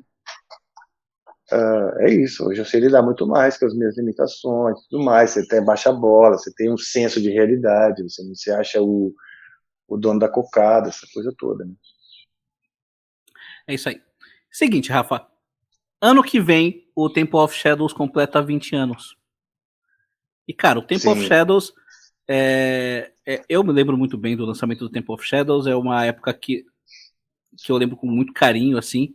Eu comprava tudo que era revista, que saía entrevista do Rafael ou do Kiko, e eu tentava tirar as músicas, enfim, é um álbum que fez muito parte da minha vida, e é um disco que eu tenho, assim, um carinho enorme. A banda tem planos para comemorar esse disco? Se sim, o que você pode falar a respeito desses planos? A gente tem vontade de comemorar o disco, né? Planos já não temos ainda, a gente tem vontade. Eu acho que merece, é um álbum icônico, um álbum que realmente é um pilar gigantesco na história da banda, na história do metal brasileiro, na história do próprio Power Metal, porque é um álbum assim dentro do Power Metal que, vamos dizer, expandiu, né, as fronteiras, as molduras, assim, as limitações de possibilidades. Tem muita banda de Power Metal que meio que fica numa formulinha, né? E lá no Temple of Shadows a gente procurou explorar junto com coisa mais progressiva, etc. Isso, então ele é um álbum importante no mundo, né? Que inovou numa série de coisas. Então, sim, ele merece essa celebração. O que a gente vai fazer, né? O plano em si, Isso ainda não existe muito certo, não. Sei que existe uma intenção, a gente tem até um cronograma de que nessa época a gente vai se dedicar a algo, mas o que é esse algo ainda não sei. Eu, é um álbum também que traz um pouco de, de lembranças tristes, né? Então eu estou tentando, eu deixei aí para o destino resolver o que vai ser feito com esse álbum. Curioso. Lembranças tristes. Vamos lá. Pouco tempo atrás, o Edu Falaschi participou de uma live aqui no canal. E quando eu falei para ele sobre justamente que ano que vem o Temple of Shadows faria 20 anos, e eu sou muito amigo do Milton Mendonça, que você conhece, co-produtor do Prog Power, eu sei, e eu sempre converso com o Milton, e ele é um cara que gosta de fazer shows e reuniões icônicas de discos, e eu brinquei com o Edu e falei, cara, você já pensou? E o dia do Milton no Prog Power, ele cai ou no mesmo dia da data de aniversário de 20 anos do Temple of Shadows. É mais ou menos, eu acho que é no mesmo dia, exatamente. E eu perguntei, você já pensou, Edu? Que legal seria uma comemoração do Angra, comemorando o Temple of Shadows no Prog Power, com você no palco, subindo no palco com o Angra. E eu arrisquei, né? Eu pensei que ele ia ficar meio bravo, mas não. A resposta dele foi muito legal. Ele falou, cara, olha, a gente já tá com 50 anos, né? A gente já passou por muita coisa. E eu acho que a gente já tá chegando na hora de tomar esse... Foram essas as palavras do Edu. Tá chegando na hora da gente tomar esse caminho. Não precisa ser todo mundo melhor amigo, mas ter um respeito e admiração mútuos, porque a gente construiu muita coisa foda junto, tudo mais, tudo mais. Eu queria saber o que você tem a dizer a respeito disso, se você... Existe essa vontade de voltar a dividir um palco com o Edu, porque o fanboy aqui, ele adoraria ver isso, né? E muitos dos fãs toda a fanbase adoraria ver isso. Mas eu gostaria de saber o quão aberto você e o Angra estão para essa possibilidade e se é possível isso acontecer. Bom, vamos lá. Vontade de dividir o palco com o Edu seria uma hipocrisia eu dizer, estou com vontade. Não. Mas eu sempre fui o cara que procurou agregar, procurou reunir todos, ver o mundo todos felizes, sabe? Assim, eu sempre tive essa intenção. Sempre fui o cara que falei, pô, já passou um tempo, já estamos quase com 50, porque eu venho falando isso há alguns anos, quase com 50, já passou a hora de ficar com mimimi, etc. Ou seja, que bom que ele assumiu um discurso semelhante ao que eu venho dizendo há alguns anos, né? Então, o meu discurso permanece. Eu falei sobre o hedonismo, né? Sobre você só querer fazer as coisas que te dão puro prazer, né? Eu não sou assim. Eu procuro, sim, fazer coisas que me dão prazer, procuro ter prazer nas coisas, mas sim, eu também acredito no sacrifício. Eu acredito sim que a gente tem que fazer sacrifício em prol de bens de coisas maiores, né? Eu acredito sim que o fã merece. Eu faço sim. Não estou dizendo que é um sacrifício horrível, pelo amor de Deus, né? Mas eu digo, eu acho que mais, né? Vontade não é pela vontade de estar junto, porque se alguém falar isso, eu questionarei a veracidade, né? Mas, cara, a gente é que nem quando você tem um filho junto. O algo é um filho que você tem com outras pessoas, né? Então, eu acho assim que os pais, eles têm mais do que estar casadinhos, bonitinhos, eles têm que mostrar para os filhos respeito, né? Que eles tratam com respeito, dignidade, honrar aquela criatura que foi gerada, né? E o alma é a mesma coisa. Eu acho que tem que ter respeito pelo trabalho, você tem que ter respeito pelo público que te sustenta, né? Respeito por aquele que estava junto contigo, que você pode ter maiores das diferenças, mas colaborou para o que você é hoje. Então, essa é uma série de coisas que eu venho simplesmente falando há muitos anos e que bom que agora ele está repetindo, né? Coisas que eu venho já dizendo faz bastante tempo. Eu inventei um hashtag Angra Family na época, porque eu queria que o Angra fosse mais... Eu convidei o Luiz Mariucci para homenagear o Angels Cry na época, convidei o André Matos para homenagear o Angels Cry na época. Eu acho que esse esforço, não vou nem chamar de sacrifício, que as pessoas falam assim, hashtag, ele falou que é um grande sacrifício, e vão adorar como chama isso, um clickbait, né? Mas não é nada disso, é você saber que você está, sim, trabalhando por um bem maior, por como aquilo modifica, transforma a vida das pessoas, né? E não só você pensando nas suas vontades, né? No seu universo de anseios e tal. Sim, que bom que ele está falando isso, acho que, né, pode ser que tenha chegado a hora mesmo, quem sabe seja justamente nessa festividade aí do Temple of Shadows. Para mim não muda muito, né? Em resumo, né, a minha resposta é a mesma que eu venho sempre falando há bons anos. Né?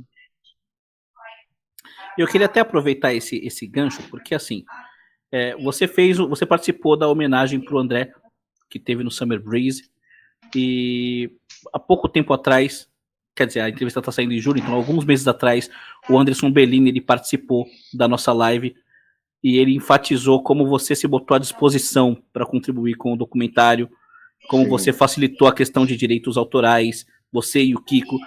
E é notório que você tem meio que se posto à disposição para ajudar a engrandecer tudo que homenageia o André Matos atualmente. Eu quero saber se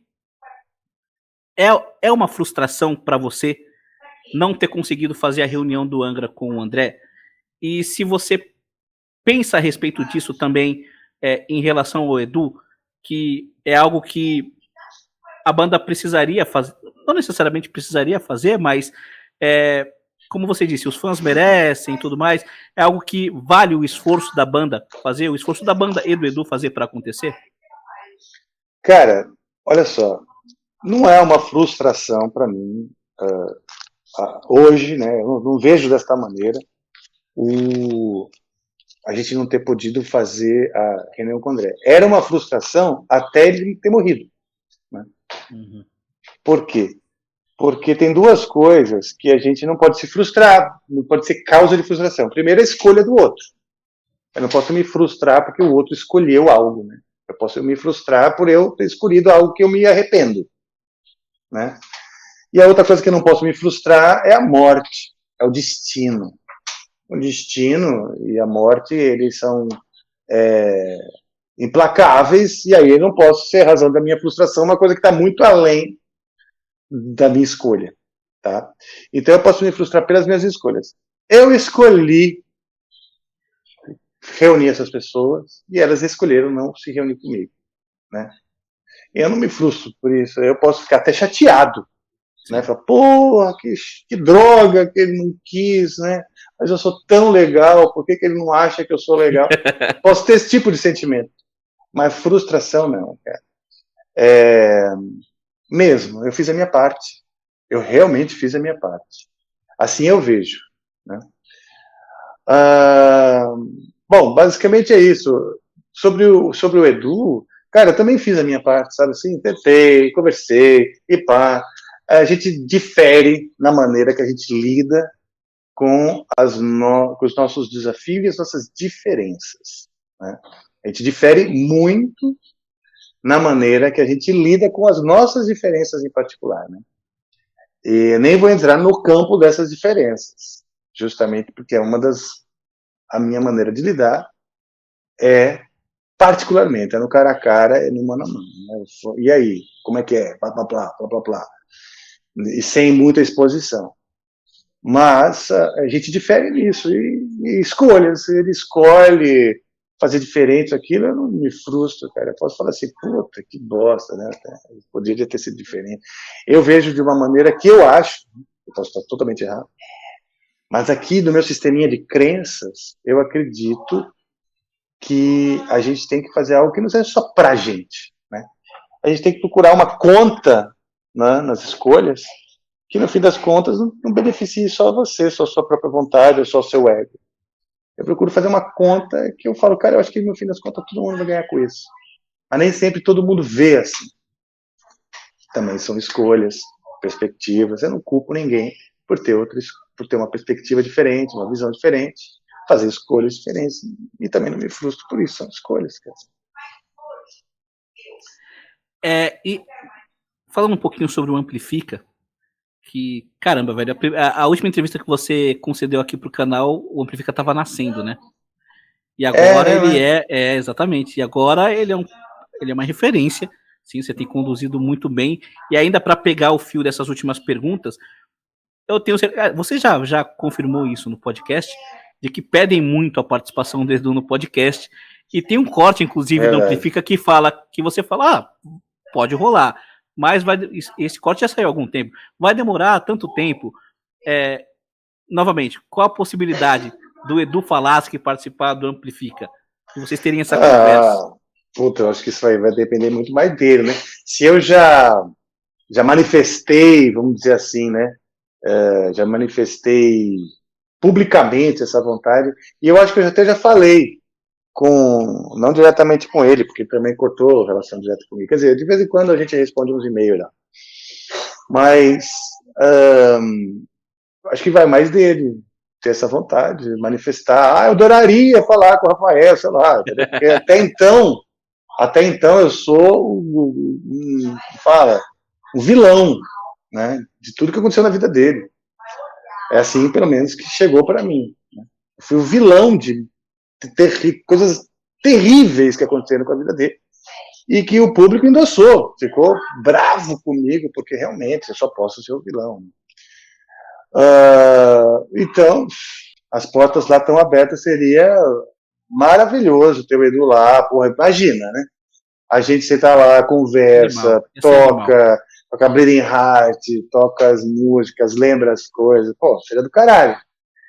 Mas eu acho que a gente tem que ter algumas etapas para chegar nesse nível de confiança, porque eu confio nas pessoas que estão sentadas ali comigo. E assim, acho que, no mínimo, antes a gente teria que ter um papo que não fosse ali sentado, né? Privado. Ou seja, privado. Ou seja, tem alguns passos, vou resumir, alguns passos, acho, a serem tomados, né? Antes de uma conversa assim, pública, com a janela aberta e todo mundo assistindo, entendeu? Cara, que bom, torço muito para que isso aconteça, cara. Torço muito. Edu, se você estiver vendo isso, manda um zap pro Rafa. Eu te mando um zap dele. Não, exato. Rafa, seguinte, mais 2 perguntas para finalizar. Primeira, eu tive a oportunidade de entrevistar o James Labrie algum tempo atrás aqui do Dream Theater. Que legal. E eu perguntei, porque o Dream Theater ele é uma banda que ela é muito ativa e muito produtiva. Ela lança CD, grava um live, faz turnê, volta pro estúdio, grava CD. E o Labrie tá com seus 60 anos, praticamente. Eu perguntei, cara, por quanto tempo mais você acha que o Dream Theater consegue seguir nesse ritmo? Ele falou, olha, pelo menos mais uns 10. E o Rafael já tá com seus 50 anos, o Angra já tem os seus 30 anos. Uhum. O Angra é uma banda que, se você for parar para pensar, para uma banda brasileira, ela não tem absolutamente nada a provar. O quão motivado e o quão afim de continuar criando música você está com o Angra? Quanto tesão em fazer música com o Angra você tem nesse momento? E quanto tempo você acha que você já faz, você já pensa nisso? Você já faz essas reflexões? Talvez eu fique mais tanto tempo com o Angra, depois de tanto tempo eu não tenha mais o vigor, ou a saúde mental, ou enfim. Vamos lá. Eu ainda tenho muito tesão em fazer música de maneira geral, certo? Aí o Angra, todo o empenho que eu coloquei nesse novo álbum é a prova de que esse vigor, essa vontade ainda existe. Legal. Então vamos pensar no tempo presente, né? Aí, a resposta que esse álbum, a repercussão que esse álbum vai ter, a turnê que a gente vai fazer, vai gerar, né, gás e motivação ou não para mais coisas. Né? Depende um pouco disso. E a outra, o que eu sei é o seguinte: eu não acho que eu tenho mais motivação para uma grande mudança de formação no âmbito. Tá? Então, por exemplo, algum daqueles caras lá resolve sair, eu já questiono continuar. Temos uma turnê para continuar, para terminar? Beleza, termina a turnê e tudo mais. Mas são ciclos de álbuns de músicas inéditas, assim que eu penso, né? Que dura mais ou menos de 2 anos e meio a 3 anos, tá? Normalmente. A gente cria um álbum de músicas inéditas, aí faz turnê, às vezes faz um ao vivo, ou solta um EP, faz um pouco mais de turnê. Ah, vamos celebrar o álbum lá que faz aniversário. E isso tudo, no fim das contas, vai durar de 2 anos e meio a 3 anos para trazer um novo álbum de músicas inéditas. Hoje eu sou do tipo assim, se alguém lá na banda resolver sair, se desmotivar, isso aqui, lá, especialmente, sei lá, no momento que for, terminando esse ciclo de 2 anos e meio ou 3, eu falo, a gente vai dar uma parada, porque eu não consigo imaginar ficar substituindo e papapá hoje em dia. A minha energia, o meu, e isso não depende de mim, entendeu? Então esse continuar, eu tenho gás para continuar ficar fazendo, sei lá, até os 80 anos, entendeu? Talvez 70 e poucos. Mas, e que significa ainda uns 20 anos, né? Mas não depende só de mim, de novo, entendeu? Então não crio toda a expectativa, porque justamente para não correr o risco, né, de se frustrar por conta de escolhas que não são minhas. Legal. Para finalizar, Rafa, minha última pergunta tem a ver com o conceito da história do homem. Eu estava pensando em ideias para fazer uma pauta com perguntas interessantes, e aí quando eu fui ler sobre o Omni, eu acabei pesquisando um pouquinho sobre a história, e aí eu vi essa história do viajante no tempo e tudo mais. Então eu queria fazer uma pergunta hipotética aqui, tá? Ela tá no campo das ideias e não vai se materializar, então por isso que eu acho que ela é interessante. Se o Rafael Bittencourt de 2023 pudesse viajar no tempo, sabendo já da trajetória do Angra, e voltasse lá para Santa Marcelina, para quando ele estava lá com o André Biloide, o nosso querido André Bastos, para quem eu mando um abraço, e o André Matos estivesse chegando e falou, pô, posso entrar na banda de vocês? Já sabendo de todo o desfecho de tudo, sabendo de tudo que ia acontecer. O que o Rafael, até porque eu acho que essa pergunta faz sentido porque você falou, eu não posso me frustrar pelas escolhas dos outros e sobre o que não está sob o meu controle. O que o Rafael faria diferente? De fazer diferente, eu não faria nada de diferente, né? Mas eu acho que se eu voltasse, o olhar seria diferente, né? Porque na época eu tinha o André como um ídolo, um modelo, né, de uma referência, um exemplo. Então acho que o olhar mudaria. Por exemplo, na época eu olhava o André como um irmão mais velho, né, com afeto e a projeção que se olha um irmão mais velho que se admira muito. Se eu voltasse no tempo, hoje eu olharia ele como um filho que eu precisava cuidar, um filho que eu precisava ter atenção, um filho que eu ia precisar ter mais paciência, entendeu? Um filho que eu ia conhecer as limitações, né? Um filho que eu ia ter mais experiência, porque afinal de contas eu estou voltando, né, com 50 anos para conversar com uma criança de 19, que é o que ele era e eu também. Um filho que você não pudesse zoar as composições, como a Fag Tale? Não, fui eu que zoei, né? Foi o Cris. Tipo, eu dei risada, pô, é uma puta piada, para, vai. Até você tá rindo, olha, eu queria ver você na frente dele. Mesmo. Queria você aí rindo na frente dele. Tem gente assistindo aí que tá rindo também. Tá, certeza. É muito engraçado. Assim, não é minha culpa, não fui eu que fiz a piada. Mas, entendeu? Então, isso acho que mudaria. Não o que eu faria, porque eu falei assim, pô, obrigado Deus, você mandou a oportunidade que eu queria, né? Muito obrigado anjos, porque eu acreditei que vocês enviariam a oportunidade. Obrigado por eu estar atento a ela, né? Obrigado por estar pronto para agarrar, porque eu já tinha música, tinha Reaching, Queen of the Night, estava escrevendo Time, estava escrevendo a Evil Warning, entendeu? Obrigado por eu estar pronto para agarrar essa oportunidade. Obrigado por confirmar a fé que eu tenho no plano espiritual. Mas eu vou olhar então isso mais como um pai, né?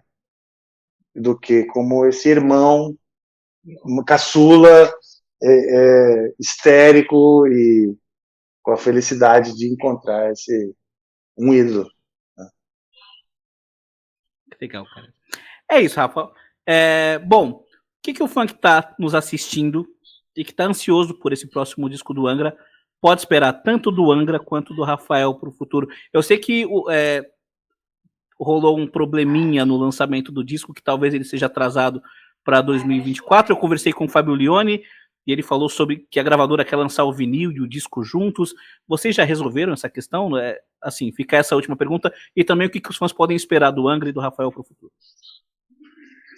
Não, a questão do lançamento ainda está sendo vista, né? Nós estamos correndo e fazendo toda a força que a gente pode para lançar esse ano, né? Porque o plano da gravadora é lançar ano que vem. E aí a gente acha que vai perder muito time, blá. O Rafael e Angra, é o que eu te falei, cara. Quero continuar fazendo som, fazer turnê. Tô louco pra lançar esse álbum, sair na estrada, fazer show pra caramba, mostrar pras pessoas esse álbum. Quero ver a opinião das pessoas, quero poder compartilhar isso, dividir. Né, rola uma turnê tão grande quanto a do Omni? Daí depende de um montão de fatores. Né? Tomara, né? A gente fez 30 e tantos shows nos Estados Unidos. Tomara que pinte, mas o contratante, esse contratante que fez essa turnê no último nos Estados Unidos, nós não queremos mais trabalhar com ele. Então, provavelmente vamos ter que achar outro cara para fazer. Tomara que apareça. Tudo depende de oportunidade. Fomos para a Rússia, fomos para a China, fomos para a Coreia, um monte de lugar. Tomara que esses lugares queiram o Angra de novo. Tomara que a gente faça a América Latina inteira, o Brasil inteiro, tudo, né? A Europa, fazer um monte de festival, entendeu? Então, depende, sei lá, não sei o que vai acontecer com o álbum. Tomara que caia no gosto das pessoas e realmente pinte show pra cacete, né? E o não dá, é muito mais uma expectativa de vontade do que um plano. Não dá pra você fazer plano do contratante querer que você vá, entendeu? E os planos do Amplifica, só para não deixar isso aqui sem tratar, que é algo que eu acompanho. Hoje eu sou um espectador e tenho certeza que o público do canal também é espectador do Amplifica. Cara, o Amplifica tem uma parceria com o Flow. O Flow é uma empresa que está cada vez se consolidando mais, solidificando mais. Eles lançaram o Flow News, né? Eles estão lançando algumas verticais de conteúdo. E o Amplifica é, vamos dizer, o candidato a ser a cabeça da vertical musical. Então tem muito plano para o Amplifica. A gente ainda nem entrou na Twitch TV direito. Tem muito plano para fazer conteúdo com outros produtores de conteúdo. Eu já tenho feito parceria com o Vini Castellari, com a Karina Menassi, com a Natália Guareschi, com outros criadores de conteúdo para amplificar ainda mais, né, o espectro do Amplifica. Para o Amplifica não ser uma coisa só voltada em o Rafael Bittencourt fazendo entrevista, né, mas justamente uma vertical de produção de conteúdo musical. Por exemplo, eu estou louco para fazer o Amplifica News, né, que são as notícias da semana, aí todas as bandas e artistas que estão em turnê, isso aqui a gente poder noticiar. Eu quero que outros produtores de conteúdo façam críticas a lançamentos, sabe assim, esse CD, dicas, esse CD, isso aqui. Então eu quero justamente amplificar mais o Amplifica e sem necessariamente eu vou ser um dos conteúdos, né, que eu tenho lá. Um conteúdo que eu quero muito fazer é voltar a fazer coisas com banda, receber bandas lá, né, as bandas poderem nos visitar, e não só um ou dois integrantes. E o canal Amplifica, músicas do Amplifica também. Eu quero criar mais versões, mais feat, mais colaborações, mais coisas inusitadas, né, de diferentes artistas, mas produzindo coisas que não só ali a gente improvisando e meio que sem plano, mas algumas coisas mais bem arrumadas dentro do Amplifica. Isso aí. Rafa, obrigado pela entrevista, obrigado mais uma vez por aceitar o convite. Quero dizer para você que olha, há algum tempo eu não ficava tão empolgado e tão ansioso por um disco do Angra como eu tô para esse.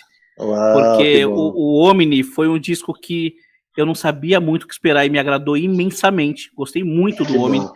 E agora para esse disco, depois de ver os reports, principalmente, porque o Fábio parece que está cantando fino, usando a voz operística dele, finalmente usando todo o potencial dele, e você parece estar mais afiado na guitarra do que nunca. Então estou muito empolgado para esse disco, eu espero de coração que ele seja lançado logo para eu poder ouvir e poder fazer a minha crítica, e que você volte aqui no segundo semestre aí para participar de uma live, para a gente falar sobre fazer um faixa a faixa do disco, falar sobre as ideias de cada música, e para você conversar com os fãs a respeito disso. Então, muito obrigado pela sua presença. O tempo e o espaço é seu aí para você dar tchau e se despedir do nosso público. Obrigado, Manuel. Acho que esse Imagenscast, né, o canal, cada vez mais legal, cada vez mais sério, mais profissional. Agradeço todo o apoio que vocês sempre dão ao Angra. E sim, estarei de volta aqui. Assim que o álbum estiver lançado, a gente pode conversar sobre as músicas juntos aqui. Eu vou ficar bem feliz. É isso aí. Pessoal, espero que vocês tenham curtido. Se vocês gostaram, deixem o like, se inscrevam no canal, ativem as notificações, nos sigam nas redes sociais. Quem quiser e puder contribuir com o nosso trabalho via Pix, considere se tornar membros do Imagenscast. E é isso, a nossa série de entrevistas sobre o novo disco do Angra tá entregue, entrevistamos todo mundo. Aguardem as nossas próximas entrevistas, que vem muita coisa legal por aí, beleza? Valeu. Falou. Obrigadão.